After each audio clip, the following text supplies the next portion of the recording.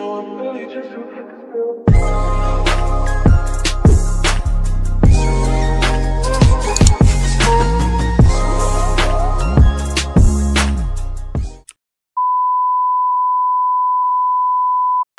semuanya, kali ini aku mau mereview salah satu film yang tayang sekitar tahun 2017. Film ini berjudul What Happened to Monday. Film ini menceritakan tentang keadaan dunia dengan jumlah populasi manusia yang meningkat 3 kali lipat. Meledaknya populasi manusia selama 50 tahun terakhir menyebabkan kurangnya ketersediaan bahan pangan. Ditambah sumber bahan pangan yang tak selalu baik-baik saja. Bahkan salah satu penyebabnya karena manusia. Hingga akhirnya salah satu negara mengeluarkan undang-undang alokasi anak yang mewajibkan hanya satu anak dalam satu keluarga. Kebijakan ini berjalan dengan sangat cepat dan lancar. Semua warga diharuskan memakai gelang identitas dari biro karena kebijakan checkpoint yang dikeluarkan. Setiap keluarga yang memiliki anak lebih dari satu akan dibawa untuk diamankan di sebuah tempat teknologi yang dinamakan cryosleep. Kebijakan ini dimaksudkan untuk menghindari kelaparan dan aman dari bahaya. Di sisi lain, seorang laki-laki menyaksikan putrinya yang meninggal karena melahirkan 7 bayi sekaligus. Di saat kebijakan alokasi anak ini digencarkan, laki-laki ini bernama Sedman. Ia meminta kepada dokter yang menangani putrinya untuk tidak melaporkan hal ini kepada pihak berwajib. Sedman memutuskan untuk menyembunyikan ketujuh cucunya. Ketujuh cucu Sedman dinamai dengan nama-nama hari sesuai jumlahnya, mulai dari Monday hingga Sunday, dan semuanya perempuan. Selama 30 tahun, Sedman menyembunyikan ketujuh cucunya dengan sangat baik di sebuah apartemen yang sangat dilengkapi dengan teknologi. Sedman benar-benar mempersiapkan mereka dengan sangat baik. Semua keadaan di apartemennya benar-benar diatur sedemikian rupa.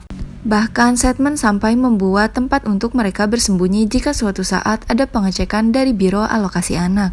Sedman juga membuatkan gelang yang sama sehingga tak ketahuan saat checkpoint dilakukan. Selama bertahun-tahun, Sedman tidak mengizinkan ketujuh cucunya untuk keluar dari apartemen sedikit pun. Selama itu, Sedman mengajarkan semua hal kepada cucu-cucunya, bahkan mengajarkan tentang minat dan karir mereka. Hingga di usia mereka bersekolah, untuk pertama kalinya mereka keluar dari apartemen. Mereka diberikan jatah sehari keluar dalam 1 minggu, sesuai nama mereka. Uji coba dimulai di hari Kamis dengan Thursday. Thursday pergi bersekolah pertama kali dengan diantar kakeknya Sedman. Pertama kali keluar dari apartemen, Thursday benar-benar ketakutan melihat kepadatan manusia yang berlalu lalang. Kesulitan mereka selama di luar apartemen adalah menjadi orang yang berbeda dari diri mereka sendiri. Ketujuh cucu Sedman ini meskipun kembar identik memiliki kepribadian yang masing-masingnya berbeda. Dan mereka harus menjadi satu orang yang sama setiap harinya, yaitu sebagai Karen Sedman. Dan orang-orang di luar sana akan mengenal mereka sebagai Karen Sedman, bukan sebagai Monday, Tuesday, ataupun yang lainnya. Saat dimana bagian Saturday untuk pergi keluar, diam-diam Thursday keluar jendela dan pergi bermain skateboard tanpa sepengetahuan saudara-saudaranya. Saat itu seisi rumah benar-benar panik hingga akhirnya Thursday pulang dengan keadaan tangannya yang berlumuran darah. Jari telunjuk Thursday setengah putus. Hal ini menyebabkan keenam saudaranya harus dipotong jari telunjuknya juga. Suatu hari Monday keluar di harinya. Seperti biasa, Monday pergi ke kantor tempat ia bekerja. Monday adalah salah satu yang paling serius dan berambisi dibandingkan saudara-saudaranya yang lain.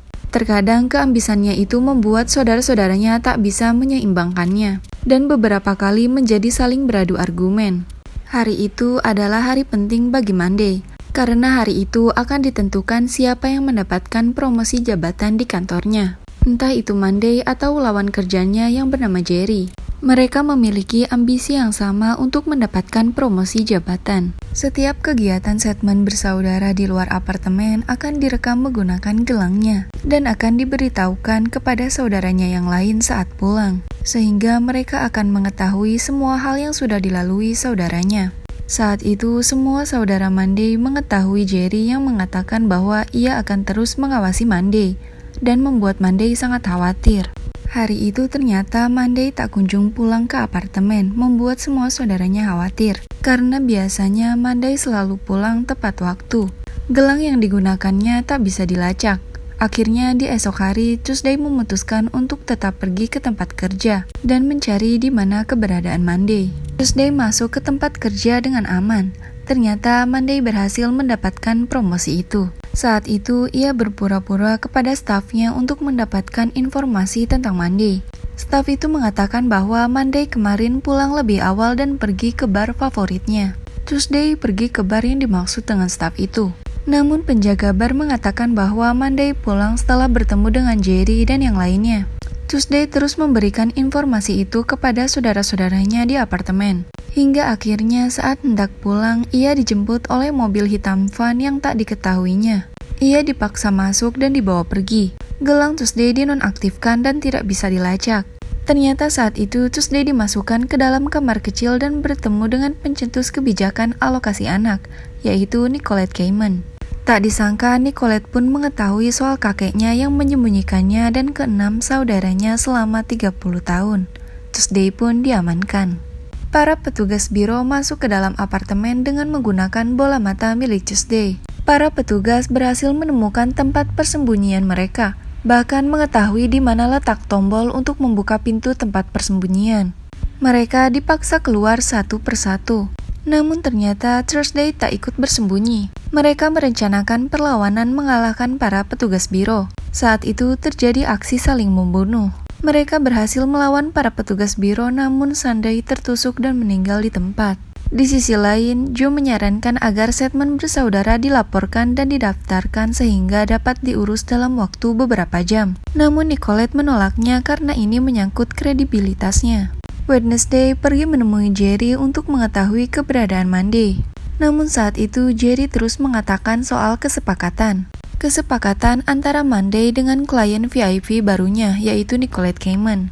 Ternyata kesepakatan ini tak diketahui oleh yang lainnya, hanya Monday dan Nicolette. Saat itu diam-diam ada yang membidik mereka dari kejauhan, dan Jerry pun tertembak hingga mati. Wednesday mengambil tablet Jerry untuk mencari tahu tentang kesepakatan itu. Di apartemen, Thursday, Friday, dan Saturday membantu mencari jalan untuk Wednesday melarikan diri. Namun tak lama salah satu anggota biro datang ke apartemen. Saat itu Saturday yang menghadapinya. Anggota biro yang bernama Adrian itu seperti sudah sangat mengenal salah satu dari statement bersaudara. Namun mereka tak mengetahuinya, membuat Saturday kebingungan.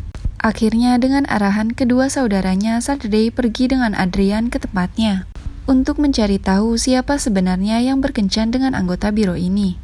Wednesday tertangkap Joe di atas atap dan ditembak jatuh ke bawah. Saat itu juga Wednesday mati. Data kesepakatan yang diambil Wednesday berhasil Friday buka. Di sana disebutkan bahwa Karen Sedman mentransfer jutaan euro ke dana kampanye milik Nicolette Cayman. Kesepakatan itu muncul tepat di hari promosi jabatan. Namun anehnya tak ada tanda tangan dari pihak Karen Sedman. Saturday juga berhasil mendapatkan info keamanan biro itu. Namun di sana tak ditemukan sel di mana mereka menahan anak-anak tambahan. Saat ditelusuri di salah satu kamar, Thursday dan Friday menemukan saudaranya yang mereka kira itu adalah Monday. Saat itu, Saturday mengetahui jika Adrian ternyata berkencan dengan Monday. Saturday memberitahu semua informasi itu kepada Friday dan Thursday saat Adrian sudah pergi untuk bertugas. Namun tiba-tiba 3 orang petugas biro datang dan menembak mati Saturday. Tak lama dari itu juga apartemen mereka sudah dikepung. Apartemen mereka dilempari dengan bom asap. Friday sigap memindahkan semua data-datanya dan ditransfer ke gelang milik Thursday untuk berjaga-jaga. Bahkan saat melarikan diri dengan Thursday, Friday memutuskan untuk kembali ke apartemen untuk membackup semua data penting yang belum selesai terbackup. Day terus meneriaki Friday agar segera turun. Namun tak lama terjadi ledakan hebat yang membuat apartemennya hancur. Sesampainya di kantor, Adrian mendapatkan laporan untuk pergi ke salah satu apartemen karena terjadi ledakan. Apartemen itu Adrian mengetahuinya sebagai apartemen milik kekasihnya Karen. Dengan segera Adrian pergi ke lokasi tersebut. Sesampainya di sana, Adrian melihat mayat Friday yang ia sangka sebagai Karen, membuatnya sangat terpukul. Adrian masuk ke dalam mobilnya, namun tak disangka di sana sudah ada Thursday. Thursday menyangka bahwa Adrian telah mengadukan mereka. Namun ternyata Adrian tak mengetahui apa-apa. Bahkan ia baru mengetahui jika Karen memiliki 6 kembaran. Adrian benar-benar mencintai Monday.